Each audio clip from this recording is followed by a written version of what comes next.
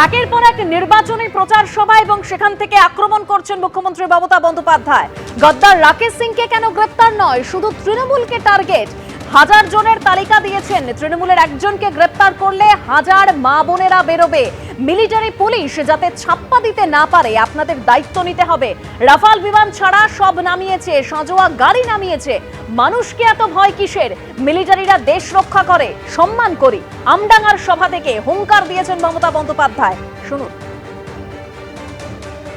সবচেয়ে বড় ক্রিমিনাল গদ্দার রাকেশ সিং, এদের কেন গ্রেপ্তার করা হবে না?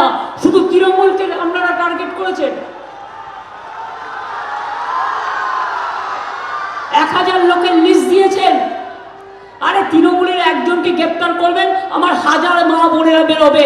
আপনারা মনে রাখবেন, ভোট আপনারা দেবেন না।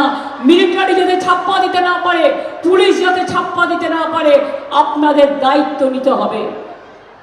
শুধু রাফাল বিমান ছাড়া সব নামিয়েছে, যুদ্ধের যা সাজোয়া গাড়ি। বুঝতে পারছেন?